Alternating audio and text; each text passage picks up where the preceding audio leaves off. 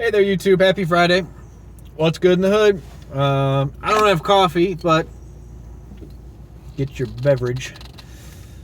Don't really have too exciting of news to talk about. That shit's delicious. Arizona half and half. No, I'm not endorsed. Wish I was, though. So, tech news has been lax lately. Apple and the FBI are still going at it, and I really, honestly think it is a huge amount of horse shit. NPR I listen to, a couple of other news outlets, all they do is talk about that. You've got nothing better to talk about than that? Come on. There was a couple protests here and there, and, you know, it's like 10 people protesting. They're not like big protests. Probably not even a dozen people. But what I think it is, and I believe this now that I've heard this side of the story, is I believe it's a huge PR campaign from Apple. This is awesome marketing. This is good media, and this is free. So Apple's going to drag this along. Apple's going to pour as much fuel on the fire as they can. Apple's going to make such a big fucking stink out of this because they're in the news.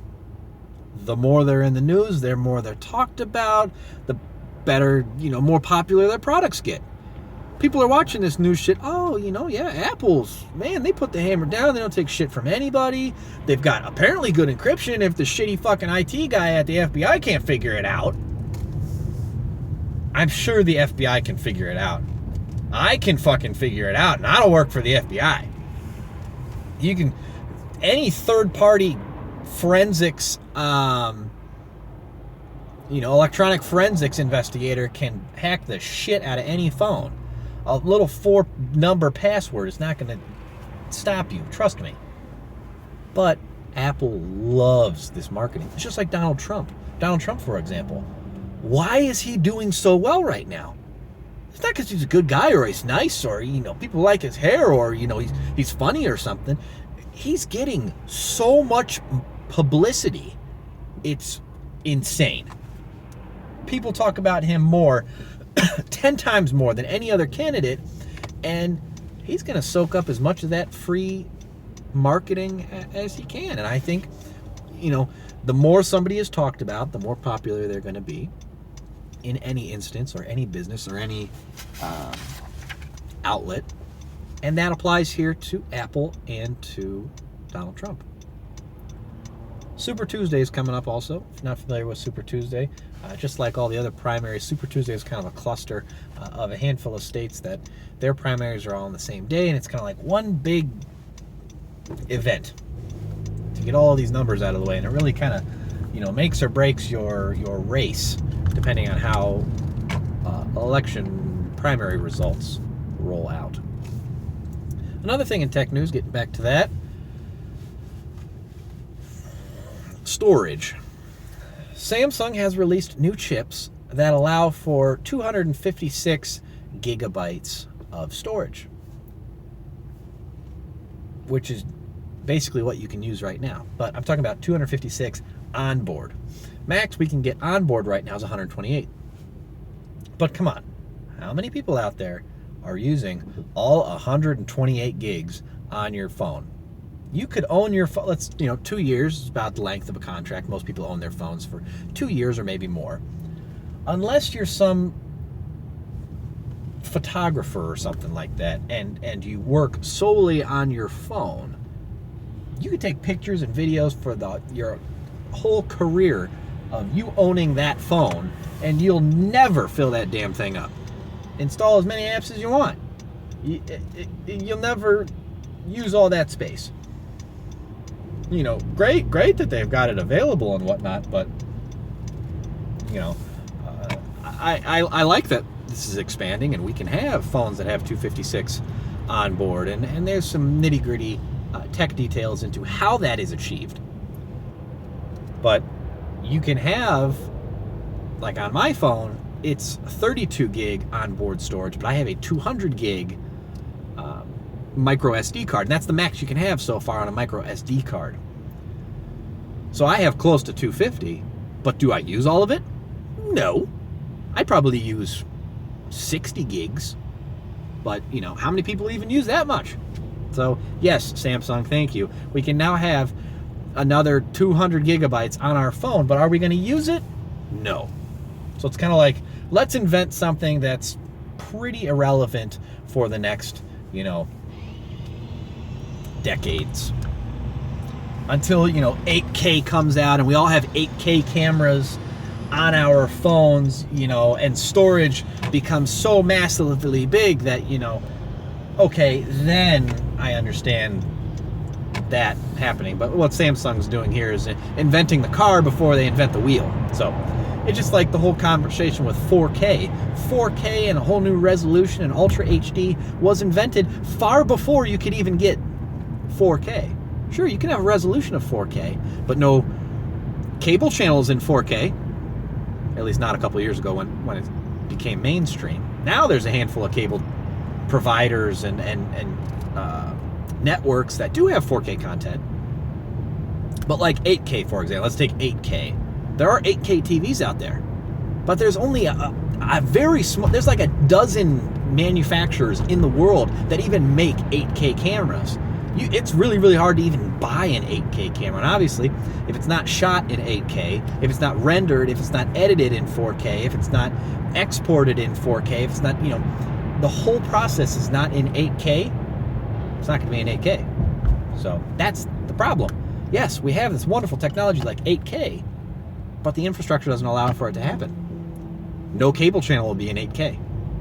None of the physical media like Blu-rays or other things like that even support 8K. Most, like 4K we have now, to even get 4K, you have to have one hell of an internet connection, and most of it has to be streamed because no physical media can hold Ultra HD Blu-rays.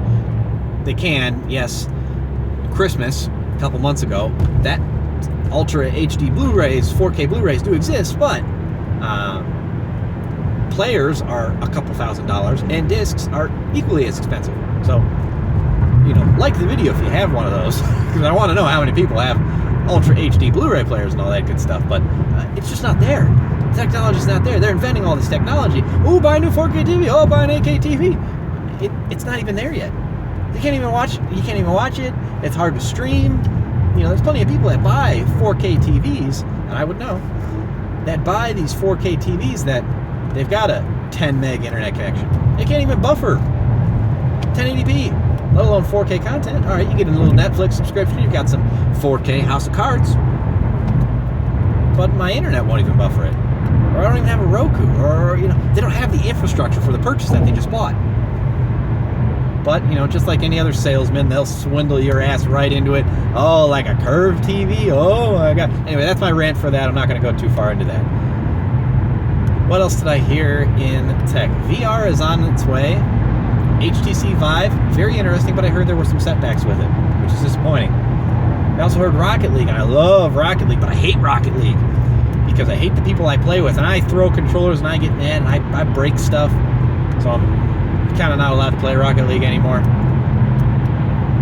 But that's supposed to be coming to console, which is good. The more the merrier. I wouldn't make cross-platform, because people just get smoked on certain consoles, but so they postponed that. They're having issues with translating that into Xbox programming, whatever programming they're, there's a term for it, like side loading it or transferring it to be able to be handled on consoles. They backed that up. HTC Vive also ran into some hiccups. It looks good. The price tag's $799. A lot of the problem with VR, I think, is they're going to price themselves right out. The people that backed VR originally, the people that funded these Kickstarters, the people that bought beta versions of these products, those are the people that will spend the money to get the final consumer release. But a lot of these people that are new to VR, no way am I spending $700. No, not in. That's why the Samsung Gear VR, that's only $100, is a pretty good experience. I mean, I'm very impressed with what Oculus put together there, and Oculus definitely has the team and the money and some of the resources to be very successful as a front runner. But I think that price tag is just going to shoot them right out of the water. So we'll see what happens when that's released. I know there's plenty of pre-orders, a couple waves of pre-orders. I haven't pre-ordered mine because my DK2 works fine. So, what else in tech news? If you guys got anything, let me know. As usual, if you want me to talk about anything specific. Happy Friday again. I've got a new microphone that I purchased on eBay. I got quite the steal for it.